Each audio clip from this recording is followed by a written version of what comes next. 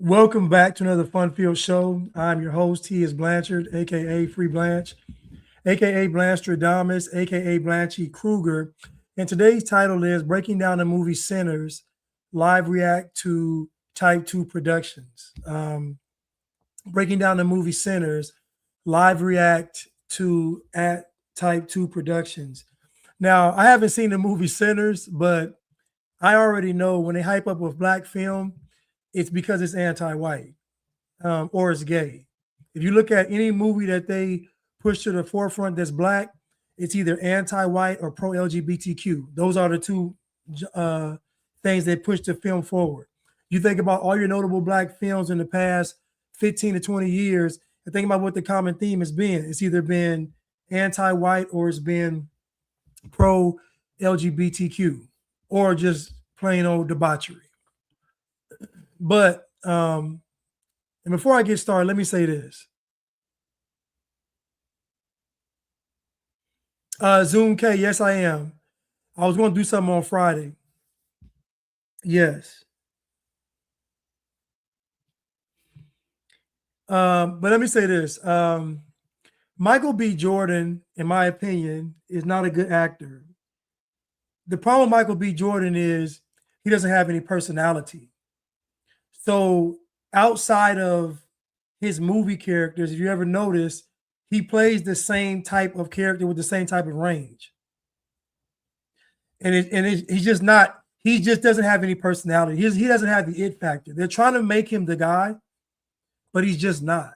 I mean, he can memorize lines. He can probably cry, but he's not a good actor. He's just not. And people love him to death, but you don't really love Michael B. Jordan. You just see him in roles that you like. You like the role he's playing, or you like the movie that he's in. You don't actually like his acting because he's not a very good actor. He's not convincing. He's not very compelling. And anybody that's in the acting world knows that he is not a good actor. They know this. It's just that he's a clean slate. You can throw him in any role and he'll kind of, fumble his way through it. Very little range. But, they don't say I'm hating. I'm not hating. He just doesn't have any personality. He doesn't have any pop, any pizzazz. We don't know who he is outside of a role. We just don't.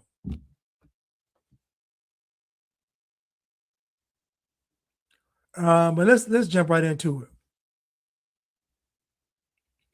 Leatherface said that Michael B. Jordan is a terrible actor. He's an affirmative action actor. Yes, that's exactly what he is. He's an affirmative action hire. He's a DEI. He's one of Hollywood's elite DEI hires. That's what he is. And we see a new one in Tiana Taylor. She's another one. But let's jump right into it.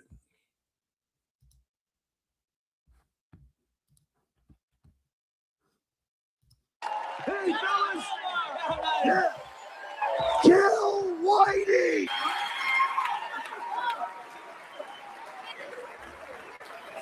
Sinners has already won many awards and will go on to win many more because it has a predominantly black cast, talks about slavery, dismisses Christianity, and most importantly, absolutely despises Whitey. Let me say this before I get started, too. Sinners won an Oscar for Best Screenplay and Best Score. So this trash of a film got an Oscar for Best Screenplay and Best Score. Now, keep in mind, in order to validate the movie's success, you have to give them these awards. You have to give it to them. So basically, these are actually affirmative action DEI awards they're giving out as well. So this is what Hollywood does. Hollywood is a propaganda and programming machine. And this is their goal right here. It's films like this to create anti-whiteism. That's really basically what it is. Anti-whiteism and pro-LGBTQ / debauchery. But let's get back into it. Well, it's already broken the Oscars all-time nominations record, and I got a feeling it's going to get a lot of wins. And that's such a black pill because if you removed all the propaganda that's in this movie, it's still a terrible film in its own right. But when you consider not only how bad of a film it is, but also the absolutely disgusting anti-white messaging of this movie, it's absolutely an abomination. Watching this, even if I turned my brain off to all the disgusting nonsense in this film, the first hour is such a drag, and then the second hour is complete chaos with no logic or reasoning. It's amazing. Pretty much, but ignore all that, because people will gaslight you into trying to make you believe that this film is a deep exploration of Black identity in the face of oppression and cultural appropriation by the white devils who seek to use Christianity to erase Black people's identity. And it paints whites as vultures and uses that same imagery many times throughout the movie to show that Whitey seeks to exploit the vastly superior Black culture just to profit from it. Through years of propaganda, they've convinced tons of people that through films like Sinners, that they need to not only acknowledge, but atone for the sin of being white. We're not worthy! We're not worthy! We're not worthy! We're scum! But let's get straight into our reasoning for why we think this and not waste time. The movie starts with us in Clarksdale, Mississippi in the year 1932, and we're introduced to our protagonist, Sammy. The first scene is him stumbling into a church, all bloodied, disheveled, and at this point in the movie, we don't have the context to fully understand what is happening. But what we do see is Jedediah, who's Sammy's father, starts to give him a monologue about repenting, and interspersed all throughout it, we're shown these shots of Remick, who will be our primary antagonist and is a vampire, which quite clearly indicates that the church isn't much different than these blood-sucking vampires that we're going to get acquainted with later in this film. The guy that's playing his father is Saul Williams. He's a slam poet / actor / artist. He's another wokester. So just by the scene setting, 1932 in Mississippi is already conjuring up programming and propaganda, because the notion is that Black people were just going through hell during this time and just were getting slaughtered and ran down by white people. They were ducking and hiding. It's just the way they paint this picture of this time period is actually very false. Because if it was the way they said it was, Black folks wouldn't be here today. All you have to do is just look at Black folks today and ask yourself, could they have survived in a time like this if it is what they say that it was? No, they couldn't have. No, there's nothing about Black people today to let you think, to believe that they were somehow this different kind of group in 1932. No. And it's because this stuff that never happened. It didn't happen how they said it happened. They gave us a false rendition of history. They just did. It was propaganda. It was Alex Haley told you that most history is false. Alex Haley, most history is false. And I guarantee this movie got an award for original screenplay. I guarantee this screenplay is not original. I guarantee it. I guarantee it's not original. I guarantee it's not. Well, the subtext isn't exactly subtle. Like, whether it be evil white people or your own family full of God-fearing Christians, all they're trying to do is keep a brother down. That's it. Following this, we're now in the present time, and Sammy is talking to his dad, and he equates being in the house of God with slavery. I want to be free of all this for a day. And his father wisely tells him, You keep dancing with the devil. One day it's going to follow you home. and what's crazy is this comes after Jedediah makes a perfectly reasonable request to Sammy that he assist him in preparing his sermon for church tomorrow rather than playing music for drunks in a club. But you can immediately tell by the tone of this scene that it's meant to paint Christianity as a burden that exists just to restrict individual freedom. We're then introduced to the Smokestack twins as they buy an old sawmill from a white man named Hogwood, and they plan to transform it into a juke joint. Now, Hogwood is an evil, terrible racist, and while they're discussing the details of the sale, he calls them boys, to which they immediately respond by threatening him, but then giving their money to him. And if we see you or any one of your clan buddies cross our property line, we're going to kill them right where they stay. In the next scene, the twins pick up Sammy, who we find out is their younger cousin. And as they're driving down the road, you see what I mean? They tell you on one hand that black people had to keep their head down. They couldn't smile. They couldn't talk. But then you got these guys threatening the Klan. I mean, it's just the narrative is all over the place. But guess what? It doesn't have to make sense because it's all programming and propaganda. And the sad thing is that most black people don't realize they're programmed. The hardest thing is to convince a black person that they are actually programmed, that they have too much pride to admit it. Sammy's daydreaming about being in Chicago where there's no Jim Crow laws. All the black characters throughout the movie want freedom from the white man. And as we'll see throughout the film, their definition of freedom is opening up a den of iniquity and excluding whitey to engage in all manner of hedonism. So they're mad about Jim Crow law, but what do they plan to do? Separate entirely in their own little den of sin. Eventually through the scene, what we have is Smoke saying that Chicago isn't nothing but Mississippi with tall buildings instead of plantations. And then further, he says, That's why we came back home. Figure we might as well deal with the devil we know. and this is how you will see the movie continually refer to white people. And sometimes they even get so explicit as to say white devil. And of course, one of the things you later see is that Hogwood, you know that evil racist from before? Well, it turns out he's late because white people are always late to everything. Cracker showing up, they already got us behind schedule. Because of course, we have to simply invert the stereotypes. But at this point, they go their separate ways and split up. Now, we then follow Smoke into town.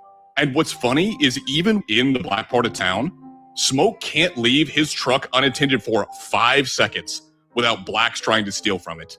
I mean, blacks are so oppressed in this movie that the police don't even seem to care in the slightest that Smoke just shot 2 people in the street. Smoke then goes on to buy supplies from the Asian family that runs the general store in the segregated part of town. And when the Asian girl goes to get her mother to begin negotiations with Smoke, the subtitles that play throughout this are actually kind of hilarious. Now, according to the subtitles, and this is a value-free analysis, this isn't me adding anything, shooting each other is just what black folk do. Wait, that's actually the subtitle? Yes, that's what it says. I think I watched it without. That's amazing. Yes, that's exactly what it says. Well, it's sure is good to see that nothing's changed in about 100 years later. More. Now, what I like about, and again, you know my saying, that the devil will always give you what you want, but he will never let you enjoy it. So they'll make a film to make you feel good, but even in the film, they're going to reveal the truth about you.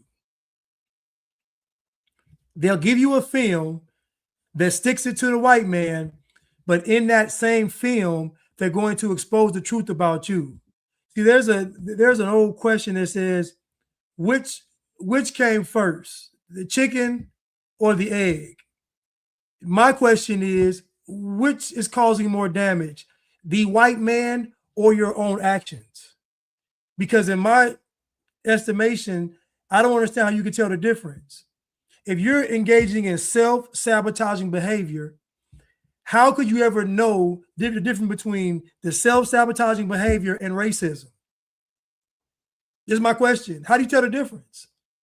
How do you know when it's your own doing and when it's the white man?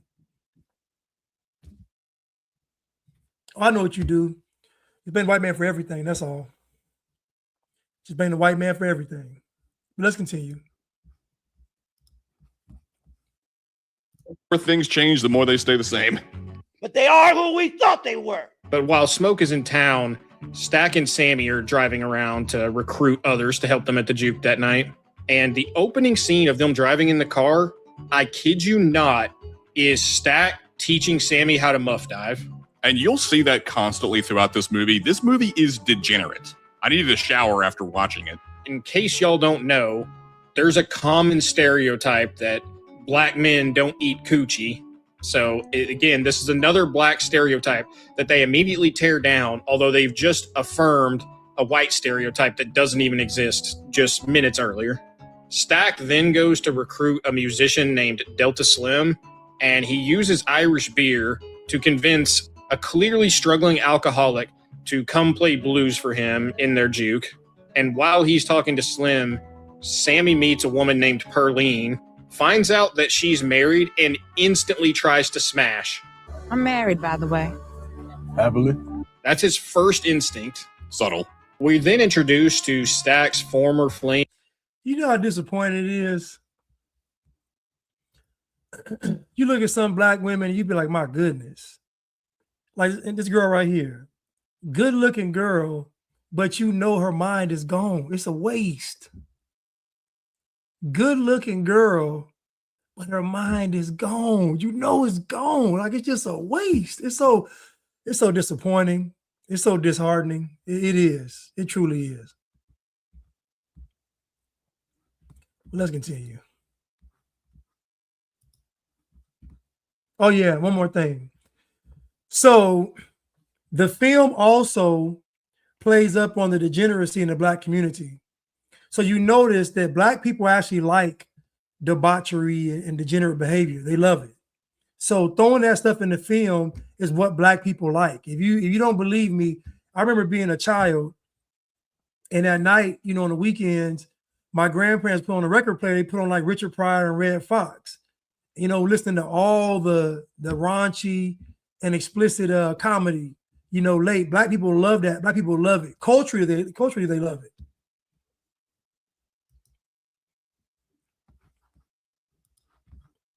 Mary, who happens to be white, and she's extremely angry that Stack left her and didn't even come to her mother's funeral. And she goes off on him because of this. And I thought it was funny because after her outburst, Sammy remarks to Stack that Maybe she ain't white. and it's just so fitting that he sees her being loud and making a huge scene in public as this inherently Black quality. I was in a doctor's office not too long ago, and you know what was happening? There was a fat Black woman sitting in the reception area playing a gambling app on her phone at full blast. And every single person watching this, whether you'll admit it or not, you know you see this all the time. Don't lie to yourself. And it's always full blast on the volume. Well, and they're claiming ownership of it. This isn't like, oh, we're sorry, we'll turn it down. This is like, yeah, this is a Black quality. That's what she's saying. They're almost kind of daring you to say something. After this scene, we cut to Stack, Sammy, and Slim in the car.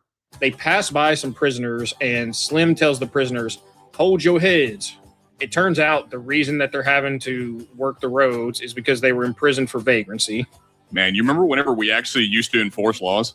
And it's funny you say that. I can't wait for people to say that these laws just disproportionately targeted Blacks. I wonder why that is. You mean the same way that the murder laws disproportionately target Blacks? Somehow that tiny percentage of young Black men is just overly represented. It must be just bad luck. Just the white man doing what he does. Slim even goes on to explain that he was part of one of these groups and that because they were good musicians, the white folks let them out of prison to play music instead of serving time. And not only that, they even got paid to do so and drank all the money away. That sounds like some serious privilege to me, but what do I know? Well, and then by being blessed with this privilege from the white man to serve a lessened sentence because you're a skilled musician, he then draws the conclusion that See, white folks say they like the blues just fine. They just don't like the people who make it. And there's also repeated remarks throughout this whole film that Christianity falsely paints blues out to be the devil's music.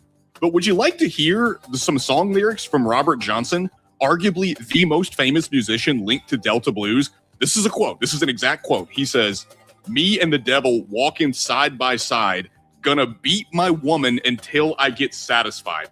That is a quote. That is a quote. Truly Black excellence, dude.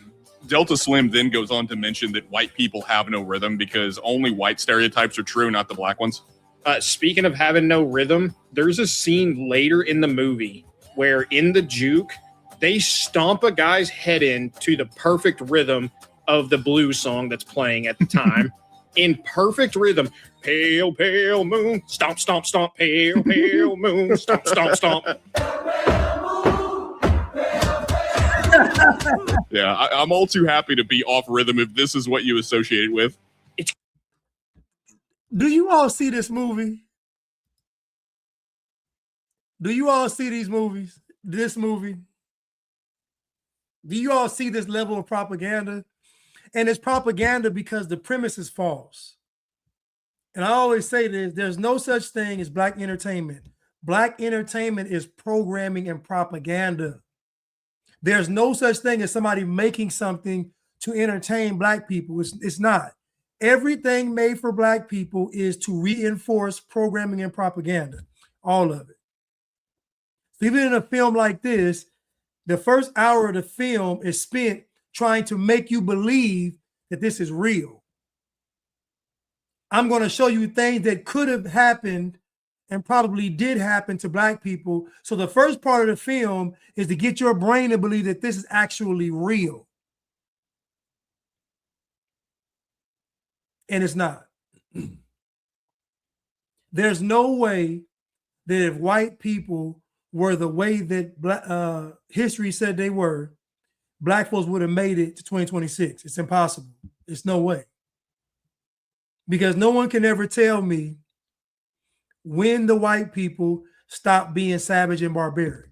They can never tell me. They never give me the exact moment at which when white people said, you know what, let's stop treating everybody this way. Let's become nice. When did it happen?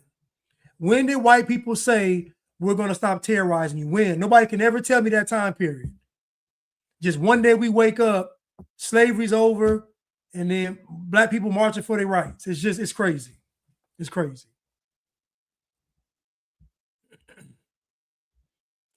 He won an Oscar I know of for best screenplay and for best score.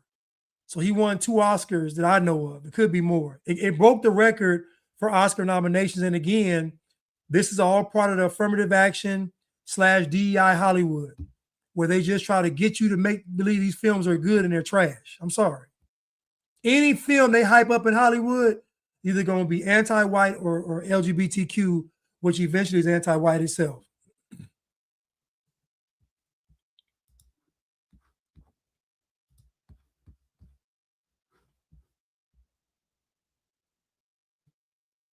Crazy too, because that scene is played like it's this empowering thing. Right? Hey, leave them alone so they can kill each other.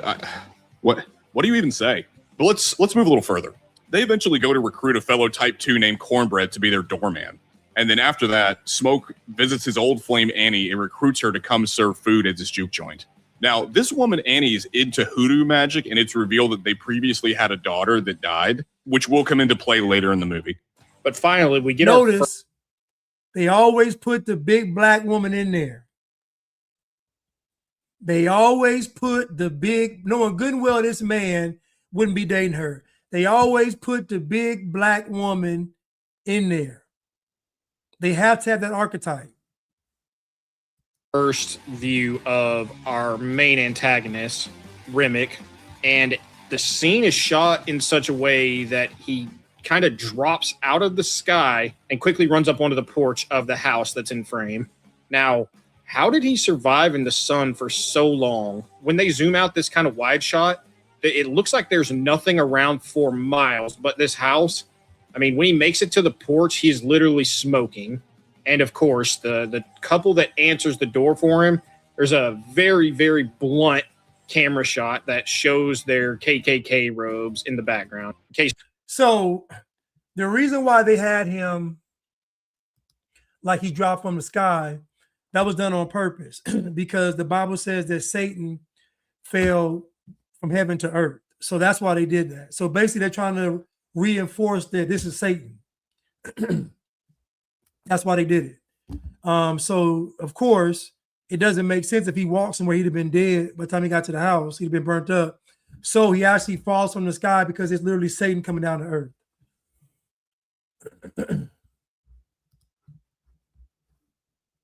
And obviously this camera shot to just show them with the Klan robes just sitting there, not put away, not hanging up, just on the counter. It's just crazy.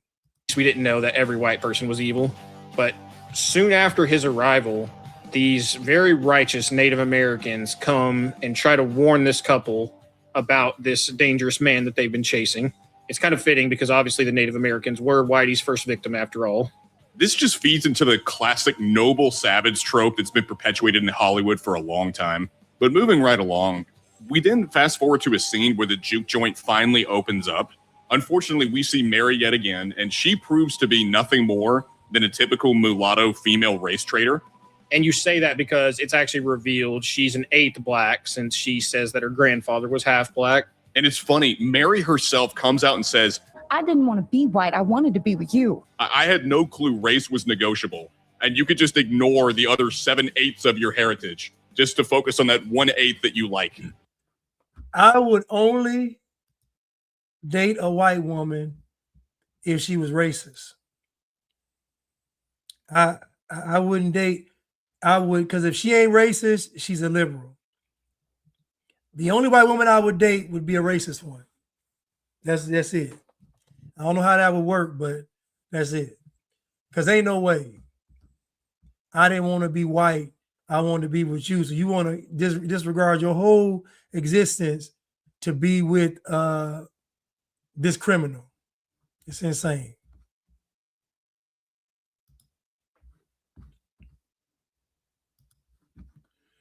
And if this is the case, why did she even agree to marry a white man instead of being with Stack because that's all she wanted? Like, whenever they're discussing Mary's situation, it turns out that she is married to a white man, at which point she says, Yeah, I want no white man. it's like, but you did. But it turns out you don't even love him. You just used him and you want to be with this guy Stack. This chick, Mary, literally chooses the bear. And she wants so badly to shed her whiteness, leave behind her wealthy white husband, and be... Yo. Why are they calling black men the bear? They are calling black men the bear. Over 6 feet tall, unemployed, muscular, doesn't raise its own kids, extremely violent, has multiple baby mamas. That's the bear. Yo. Do y'all see this is the bear right here?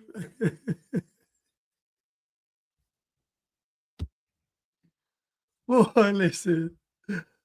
Oh my goodness. Listen, y'all. You would have never saw this 10 years ago. Y'all done woke these white folks up. These white folks were minding their business, not bothering y'all, but y'all done woke these white folks up and they are I am crying, man. Oh my goodness. Man, let's continue, man. with this career criminal and former pimp, which is crazy. Like, the movie portrays every white character other than her as evil.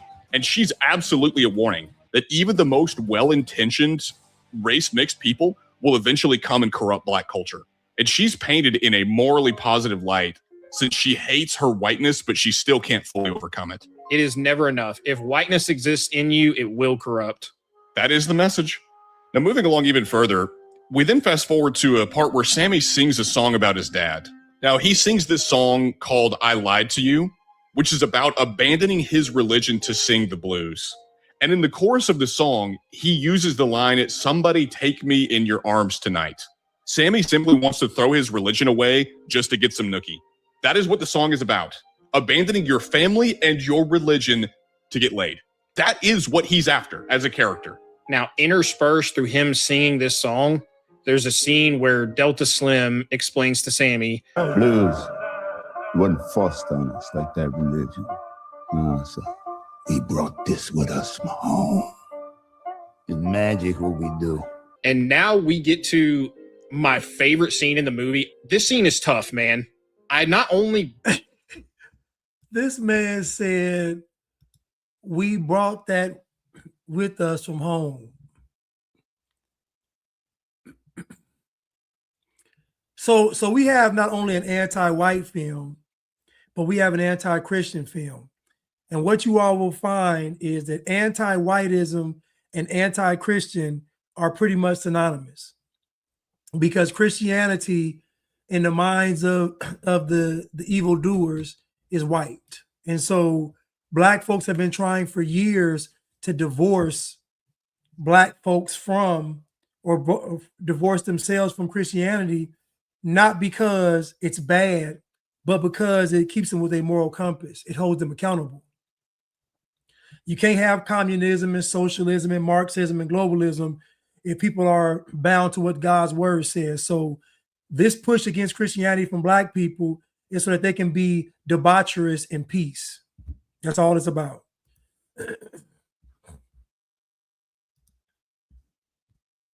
burst out laughing when it happened, but I lost brain cells. And yet, this is the scene that all these film critics and people that just eat up the propaganda will tell you is amazing and transcendent. Yeah, even the critical drinker who decries the message loved this scene because it displays how rich Black culture is.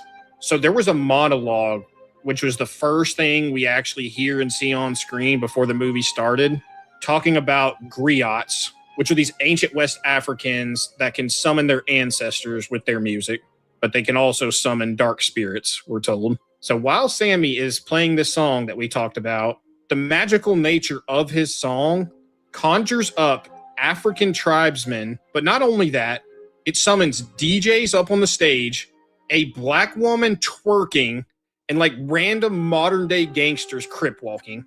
I am not kidding with you. These are the visions we see that represent the rich Black culture. And to add on to that, the scene then transitions to where we see the roof being on fire and the building burning down around them, which I'm sorry, but I couldn't help but think they just couldn't hear the smoke detector beeping because of all the obnoxiously loud hip hop that he summoned from the future. That's where my head went. And as all this is happening, the vampires are outside watching this from afar. And the way this shot is from behind the vampire's perspective, the obvious implication to the audience is that Black culture, in the form of blues music in this case, is so magical and transcends space and time. But unfortunately, its uniqueness and its beauty also attracts vampires, aka whites, to come bleed it dry and to profit off of it. And again, on top of the vampire symbolism, this really also feels like an allegory for the, quote, exploited Black artists by the music industry executives. I find that a pretty funny allegory when you consider who owns the majority of the record labels. And let me give you guys a hint. They don't consider themselves white. I'm not going to say what race, what people. We know I can't say that. It was a Jew. I mean, the same could be said also for the slave ships. We ain't going to talk about that. But getting back to the movie, I can't help but wonder if this scene of the juke joint literally being on fire and burned down with vampires looking in is a not so subtle way of them saying that all of these sinners are going to hell for their choices. And you even have a line in there. Do you realize, and let me say this too, this is how you know that Hollywood is not ran by white people, because if it was, Hollywood would have been boycotted. And think about it. If Hollywood was ran by white people, it would have been boycotted and protested into oblivion. Think about it. If the majority of folks in Hollywood were white that ran it, they would be under so much pressure, so much scrutiny, they couldn't even make a film. That's how you know it's not. Because there's no white dominated space in America that isn't under attack constantly. But imagine this film winning an Oscar and you have a girl twerking in 1932 from 2025.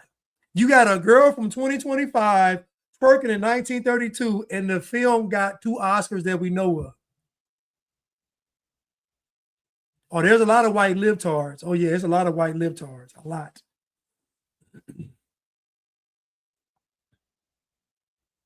But imagine this scene right here should disqualify the entire film as being silly. They literally showed you all the errors of music and hip hop and all this stuff in this juke joint and literally burnt, the roof was on fire and burnt the building down. And this movie got an Oscar, 2 that we know of. Can't make it up.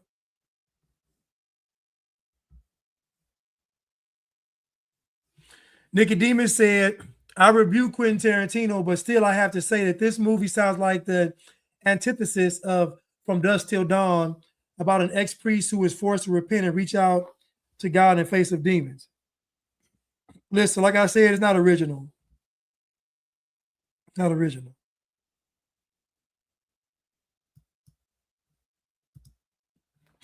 But let's continue. PBE said the only thing, the film is saying the only thing that Black people create is music. Well, we find that the irony in the film, I don't know why I won't. The irony in the film is when the black characters got some money, they want to open up a juke joint. They didn't want to build a school. They didn't want to build a house. They want to build a juke joint. Like I said, the devil will always give you what you want, but he will never let you enjoy it. So he's going to give you this film, but he's going to put the truth in here about yourself too.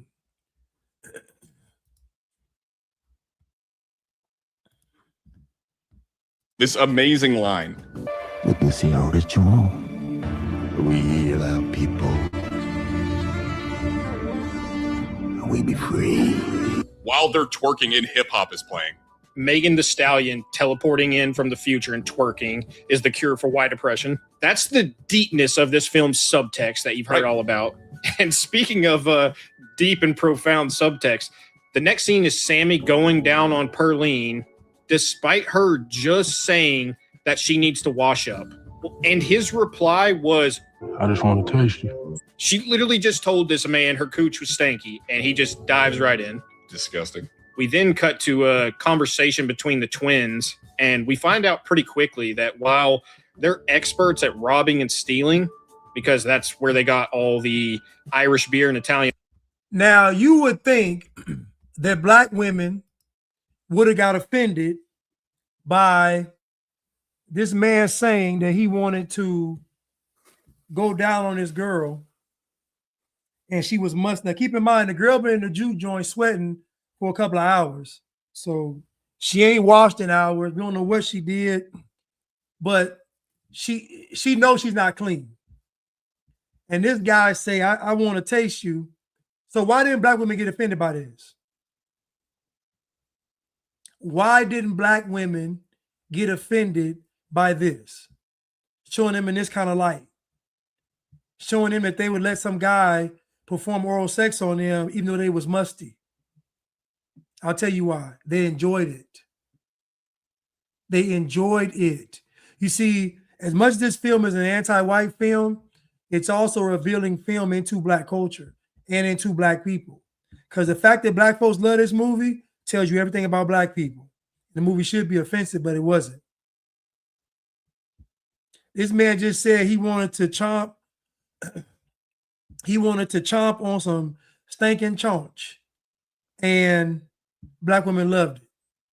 Guarantee. I wish I could be in a movie theater to see the reactions. They loved it. Probably made their man do it when they got home. Let's continue. And wine to start this business and where they got the money for it. They are absolutely pitiful at infrastructure and maintenance. It's art being true to life. Think about this. The twins realize that they're going to be out of money in 2 months since a large portion of their customers are using plantation money to pay for food and drinks. They were smart enough to successfully rob the Italian and Irish mobs of Chicago of all their beer, wine, and money, but somehow didn't consider that their customer base not being able to use real money was a problem. You can't make it up, dude. It's so funny. Well, it's like what happens with every movie that uses this modern leftist lens. It cannot survive contact with reality. It just can't. Right. The evil whites who are standing outside, the vampires, they see the black people healing themselves with their culture and have come to crash the party. When the vampires ask to come in and enjoy the party and also play music, they do a little musical number called Pick Poor Robin Clean. And from what we've seen, you probably guessed it, that there is the most blunt subtext I have ever seen. It's very clear the implication here is that these vampires, again, aka whites, are here to pick clean the corpse of black culture, in this case, the blues, and exploit it. There's a line in the song they sing where he says, I picked his head, I picked his feet, I would have picked his body, but it wasn't fit to eat. It has all the subtlety of a frying pan to the nuts. It's ridiculous.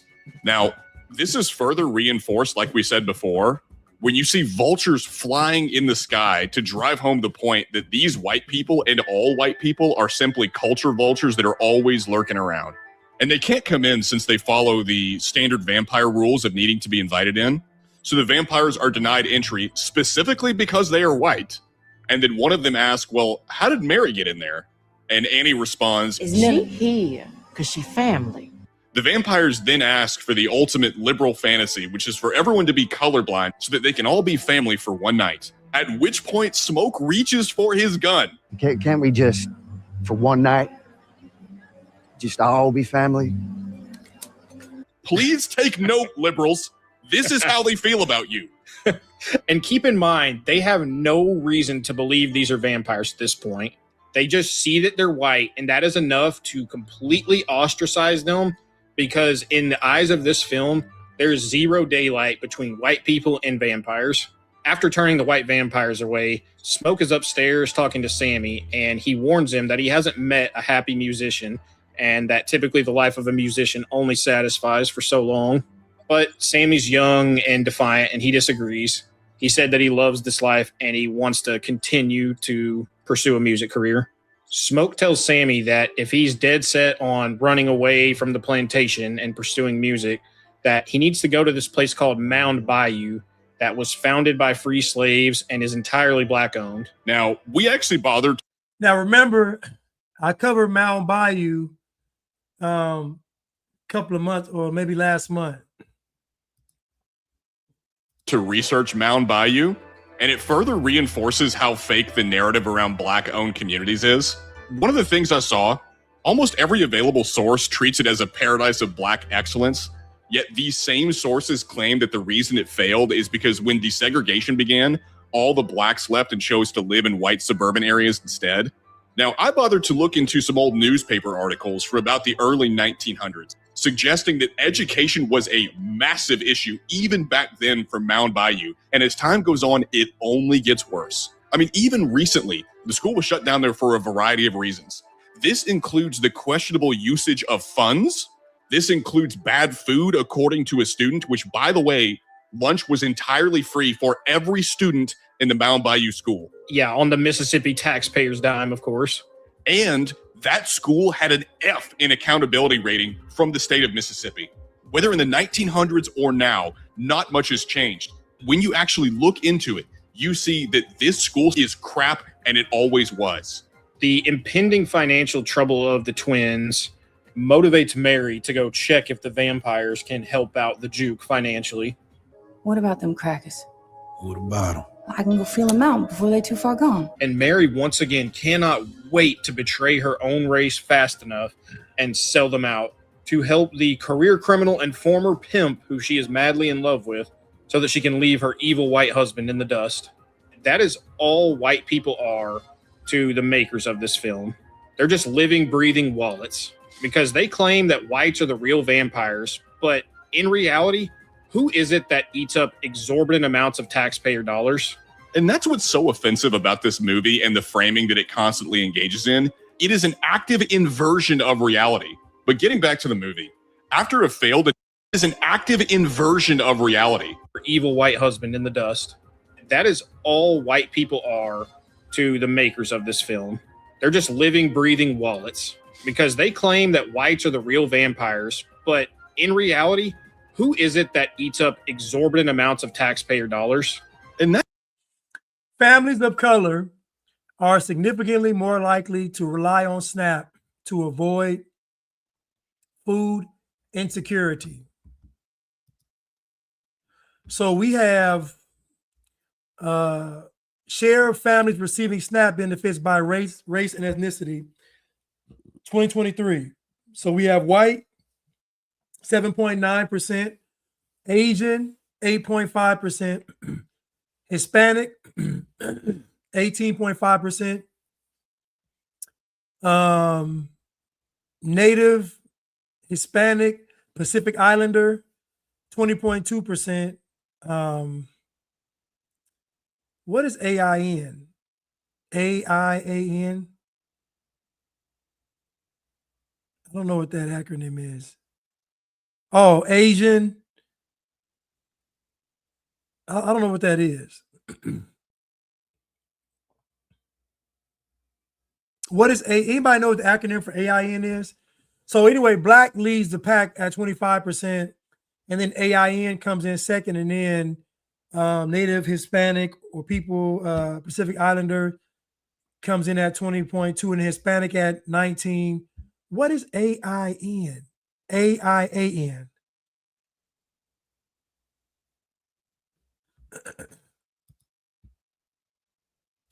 Let me look it up.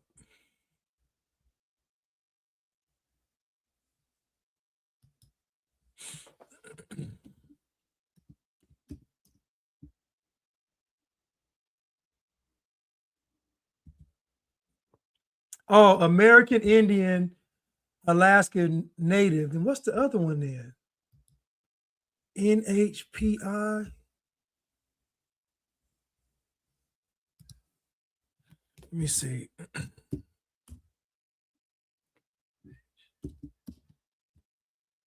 Oh, okay. So NHPI is Native Hawaiian Pacific Islander, and then AIAN is American Indian Alaskan Native. So that's who leads the pack. Blacks, American Indian, Alaskan Native, then Hispanic. No, then Native Hawaiian, Pacific Islander, then Hispanic. The point is that white people and Asians are the least of the vampires. The irony, they're the least blood-sucking. Let's continue. I think Mexicans fall under Hispanics.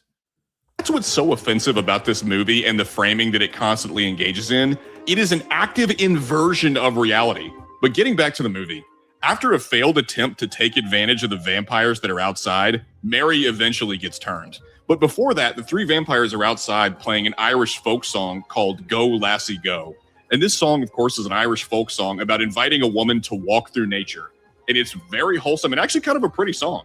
But as everything in this movie, if it's sung by a white person, it must have a dark nature about it. And of course, the lyrics match up perfectly with inviting Mary to assimilate and give up that last little remaining bit of black identity that she still has. And for whatever reason, and this scene, again, is very hilarious, Mary realizes that they're vampires. And instead of walking back to the juke joint while pointing the gun at them, she turns her back on the vampires. And then Remick, he turns on creative mode in Minecraft and jumps on her. And it needs to be said, these special effects are terrible consistently and throughout this whole movie. They look awful. But unbeknownst to the patrons inside the juke, Mary is now a vampire and she is invited back in by Cornbread. And it's in this scene that I hear quite possibly the cringiest line of dialogue I have heard in a film in my life. I can't make this up. She says to Stack, "You rob banks and trains, but can't steal this pussy for a night?" I can't, dude. What Redditor wrote this? It's so bad, man. It's so bad. Ryan could. What you're going to find with most black art, I would say 99% of it, 99% of black art is just something that's simply in opposition to white. I told you all before that all black is opposition to white. This is why black people struggle for an identity, because there is none. Black was only created to oppose white or to be the opposite of an opposing force. But the problem is that if you look at what black people do the most when it comes to art, it's only to oppose white. You don't see very much creativity in the black community outside of being antagonistic to white people. You don't, whether it's be the art, the music, the films, the plays, anything that's related to art is just opposed to white when it comes to black. That's why I say there's no such thing as black entertainment. It's all programming. Ryan Coogler is very overrated, very overrated.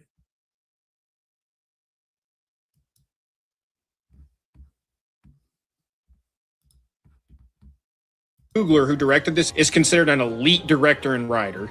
This is the pass you're given when you're the right skin tone. Mary then uses her feminine wiles to seduce Stack and eventually bite him and turn him into a vampire. But it's interesting because when Smoke and Sammy break in while she's biting him, Smoke mag dumps both of his pistols into her, but it still doesn't kill her. And she says to them, Who ain't gonna kill every last one of you. and then runs straight out of the juke. What's interesting here is that it's established she's bulletproof and wants to kill everyone else, yet doesn't bite anyone else and runs out of the juke. Mary being the one that turns Stack really feels like a message that even the most well-intentioned whites that on the surface level are allies are still susceptible to the pool of systemic racism and will eventually bring you down with them. Cornbread then tells Slim he needs to take a pee break and waddles on out into the tree line and, of course, gets jumped by the vampires and turned. And one thing we've seen consistently with the vampires up to this point is that they're extremely polite in their demeanor, and Cornbread adopts this after he turns. Being kind to one another and being polite. Now we is one people. And again, they're not subtle at all with this. He's clearly adopting the mannerisms of whites after being infected by their culture. Isn't it great that the evil of Whitey is having good manners? That's the deep infection that he's wrought with. What it also reinforces the things we were saying before about being loud and obnoxious being an integral part of being black. This is intentional. They know what they're doing. They're daring you to say something about it. And when Cornbread comes back from his bathroom break, he asks to be let back in, but Annie instantly realizes that he's a vampire and stops him from coming in. Cornbread gives a big speech about being kind and polite and being all united as one people. And once again, it really feels like a representation that the whiteness has infected him and his black identity is being eroded from the inside out. Let's go ahead and use several quotes to reinforce this. Annie says to Cornbread, admit to it. Admit to what? That you dead. That one of them white folks out there killed you and you a hate now. Then Cornbread looks at her and says, Boy, be your own peoples. Now I thought you was better than that, but you just like the white man. which again shows that Whitey is not to be trusted because he is a race traitor. The worst part is he's kind of right. Modern day whites in America cannot wait to erase themselves fast enough. Yes. They cannot wait. And a lot of it is years and years of this type of propaganda being pumped into the heads of our grandparents and parents who just accepted it blindly and just took it at face value, that multiculturalism is the greatest good we can achieve. Now, eventually they go back inside and shut the door. Then as it would happen, Stack, who the entire cast thought was dead, has now been turned. He pleads to be let out of the room that he's locked in, but to no avail. Eventually, he breaks the door down on top of Sammy. Now, Annie, perceiving that this would happen, takes a jar of pickled garlic and splashes it in his face, and he runs out. We then cut to outside the juke, where Remick now has an army of vampires from all the guests that the twins had sent home earlier. They're all in a circle, and they're singing an Irish folk song called The Rocky Road to Dublin. The song's lyrics show the difficulties faced by the Irish due to famine and British colonization, and they're dancing an Irish jig while singing, which represents this defiance against the British laws that had previously banned traditional Irish cultural practices. Making Remick, who is the first vampire that we see Irish, was such a clear decision to show that while Remick's people were also oppressed by the whites, which resulted in a loss of his culture, he's now engaging in the same behavior that previously oppressed him. Because even though he and the Irish were victims of colonial oppression, that deep-seated hatred that burns in every white man's heart is just too strong for him to empathize with the blacks and not force their assimilation. Now, what he just said is spot on. So the problem with a lot of these films is that, and then it bleeds over into real life, is that they don't give white people any redeeming qualities. They don't have any redemption. So in other words, white people are doomed to being quote unquote devils for the rest of their life because they're white. The only way to have some semblance of a humanity is for you to grovel at the feet of black people. If you don't do that, then you're just going to be a devil. And even if you grovel, they're still going to call you a devil, but at least you'll be the devil that gets accepted by the Bliggitties. But what he just said is spot on, to show that even when white people were oppressed, they still managed to oppress black people. And it's this notion that black people are being oppressed and it's a personal vendetta against them by all of the races, which I just reject. I've never in my life seen a black person oppressed ever. Not even close. Never. Anyway, PBE says CRT in film form. Exactly. This page is Type 2 Productions on YouTube. It's Type 2 Productions is the YouTube channel. You know, I follow them. I think I followed them maybe a couple of weeks ago. I started following them.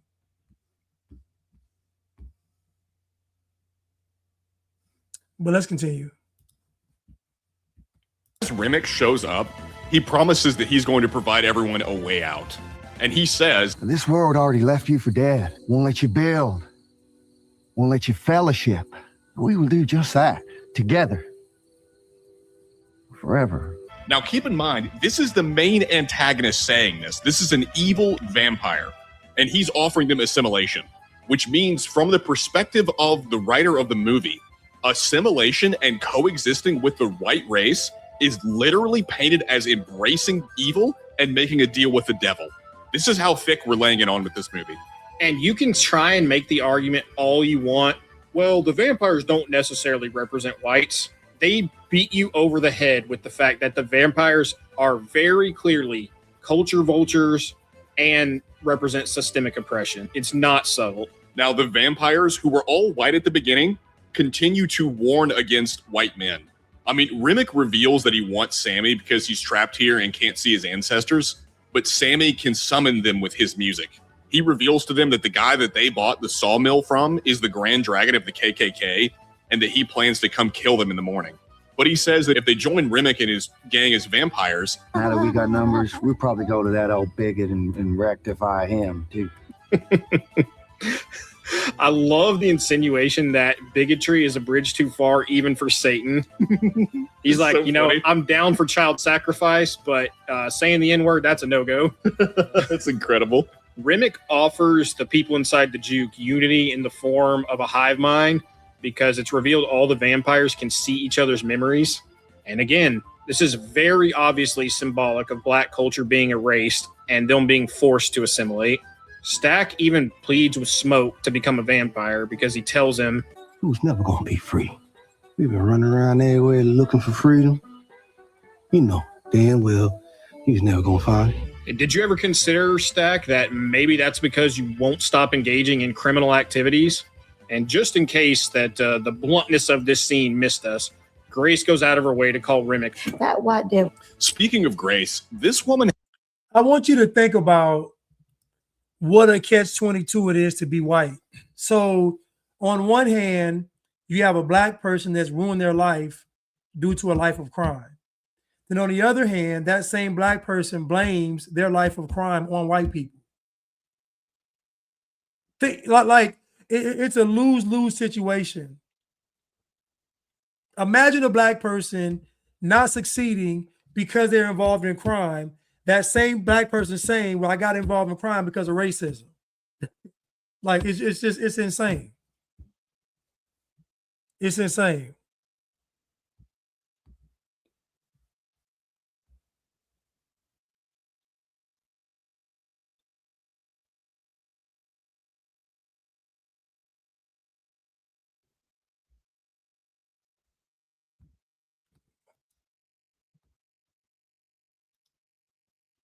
Has the ultimate retard moment of the entire movie and invites all of the vampires in because they threatened her daughter.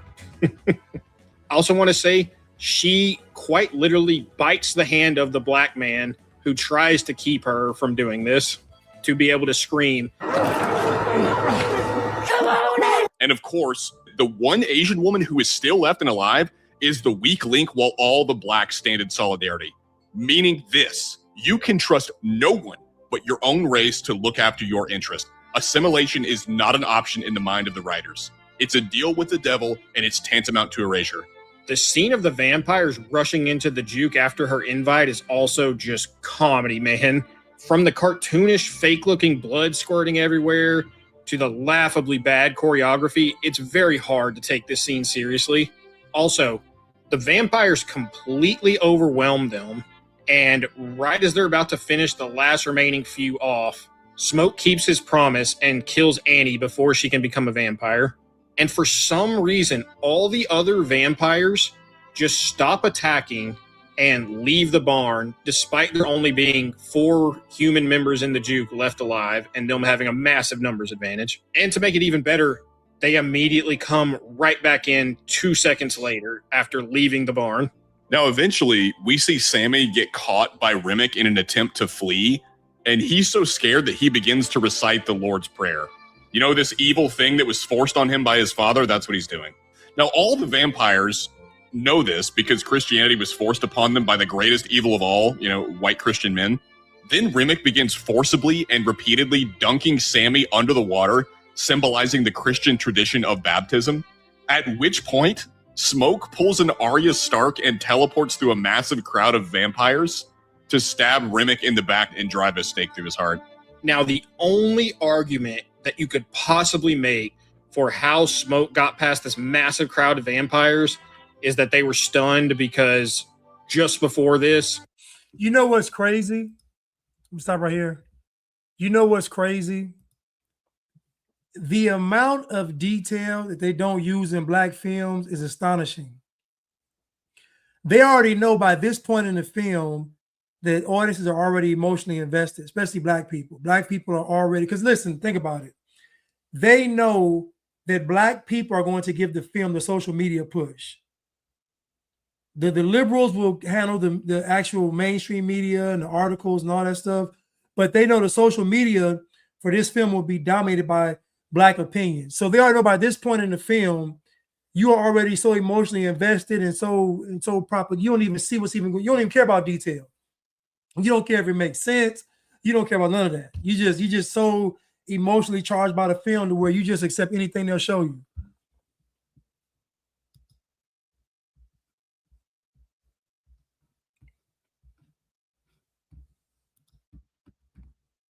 Sammy bashed Remick over the top of the head with the guitar, and it had a silver piece in it for some reason that hurt him, and they felt his pain. But even if we accepted that, Smoke moves silently through waist-high water, and after stabbing Remick, the sun then instantly rises and burns all the vampires away. In fact, the way they shoot it, you can still see the moon fairly high up in the sky, so that the transition just happens almost instantly. If you're going to use this film as this vehicle to talk about cultural appropriation and whites exploiting black culture, you could at least make the story make sense to push your message. But they couldn't even be bothered to do that. No, nonsense. Hating whitey has to take front and center. And to further illustrate that point, Smoke then stays behind after losing everything to finish off the KKK. So Smoke stays back at the juke instead of escaping just to kill the over-the-top racist evil people. And he single-handedly takes them all out by himself because, of course, the evil white racists are all incompetent. Now, luckily, the racists have stormtrooper aim and can't hit him even whenever he is stationary, slowly digging up the Tommy gun. But one guy eventually nicks him in the gut. And as he's dying from the bullet wound, he sees Annie and his daughter dressed in white. You know the destination you go to whenever you're a faithful Christian, for whatever reason they believe in that. That part of Christianity isn't evil. We all like that bit. But before he can hold his daughter and be reunited with his baby mama, he has to finish Whitey off for good. Then we cut back to Sammy going back to the church, but for whatever reason, he goes back and doesn't repent, which begs why he even went back there. And the thing that really stuck out to me as he walks through the church doors is everyone in the church is dressed in white from head to toe. And even the church itself is white. And because what the movie's been telling us all throughout it, I think there's a good case to be made that this represents that the black members of this congregation have embraced their place on the plantation as well as embraced Christianity and have assimilated and accepted the erasure of their identity. If they had only rejected God and chose to be sinners, they could be free from the shackles of oppression and embrace the important aspects of their culture like blues and twerking. That's what real freedom looks like. Now, there's a post-credit scene that is set 60 years in the future, and Sammy is now an old man playing music in Chicago. He gets visited by Stack and... This is a bad movie. This movie is all over the place. It's all, but this is how they entertain black people though, with no real plot, horrible scripts, just a bunch of debauchery, sporadic action, sex. It's just this how they entertain black people. Let's see.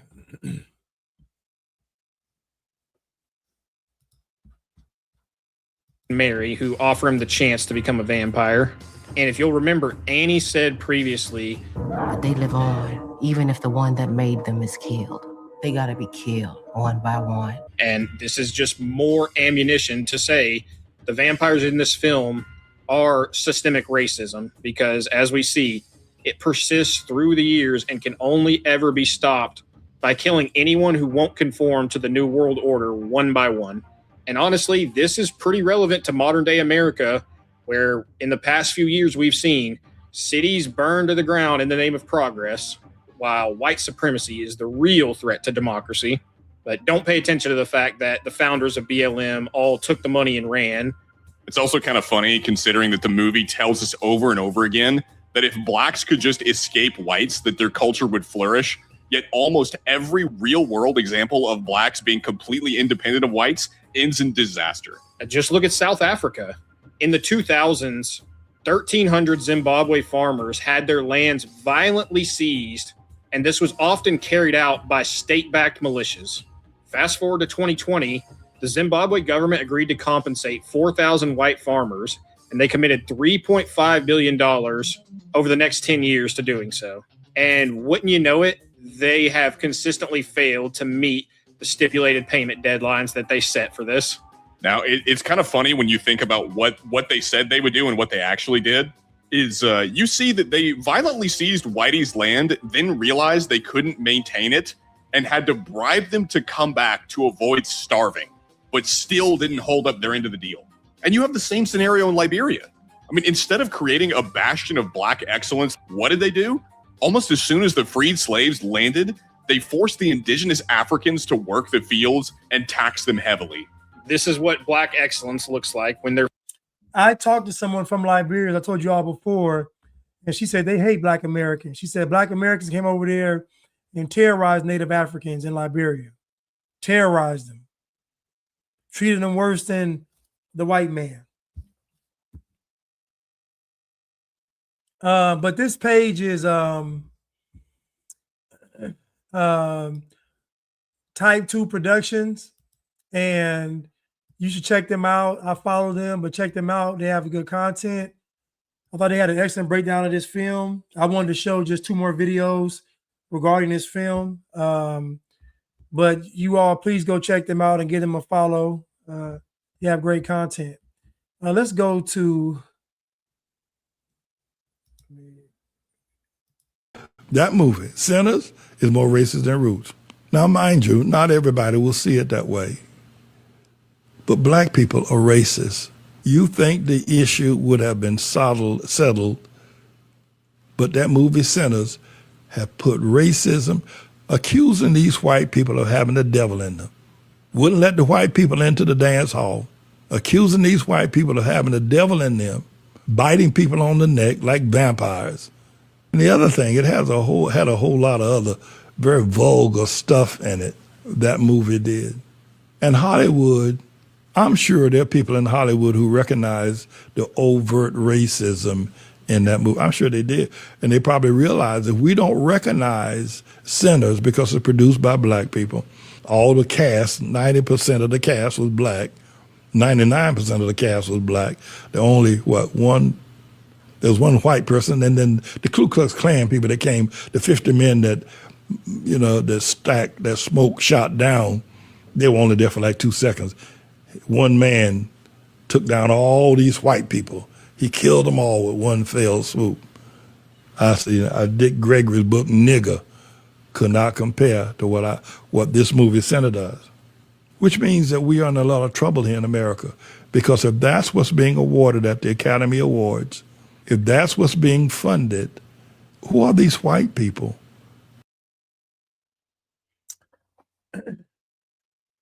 I mean, Pastor Manning said it. It's a racist film. Somebody on Instagram said, this is black people's birth of a nation. Let's hear what Jason Whitlock has to say.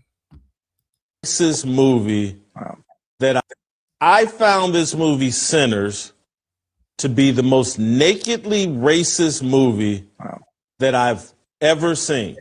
That's my takeaway, and it's akin to Birth of a Nation. And we've listened to Black people and Black historians talk about the evilness of Birth of a Nation and what it did, and blah blah blah. And I don't disagree with them. It was programming and propaganda. I just don't understand how we can't see this movie Sinners and other movies that are not quite as nakedly racist, but they all flirt with this. Why? And I don't know the example in the last 30, 40 years, 50 years. Where's the example of the anti-Black movie that is this nakedly racist towards Black people? I can't think of the example. It's only promoted and only approved if it's headed one direction. Yeah, you'll never find an anti-Black film. Hollywood would not greenlight it. It won't get greenlit. So it'll never happen. You'll never have a film that even highlights white people in a good light. It won't happen.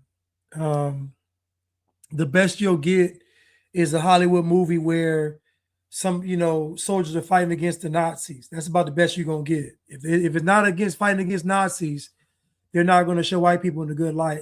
Fighting against Nazis or fighting against racism. But besides that, you won't see them in a good light. You won't. Like I said, it's just years of programming and propaganda. But anyway, y'all, thank y'all for tuning in today. Let me see. Thank you, Cruise Missile, for the super sticker. I really appreciate it. Thank you so much. Really appreciate it. Thank you. And then always support. And then Mr. J Slaps, the Bliggities are going to get you for this one. You know Ryan Coogler is their talentless Spike Lee. Thank you, Mr. J Slaps. He truly is. He's very talentless. And, it's just the bar is very low for Black people. And even if you think about it, even Republicans, right? Look at who Republicans. You ever notice that if a Black person just has some sense, not be very intelligent, not be very savvy, not be very gifted, just say some common sense things, you look up and they're standing next to Trump, like on a major stage. It's just the bar is just low. It's just a low bar. Because the bar is so low for Black people, a Black person just being decent with common sense like elevates you to the top on the Republican side. On the Democrat side, you got to be more ratchet, and you got to be ratchet and educated. That's what they love. They love the ratchet educated. They love the educated ratchets.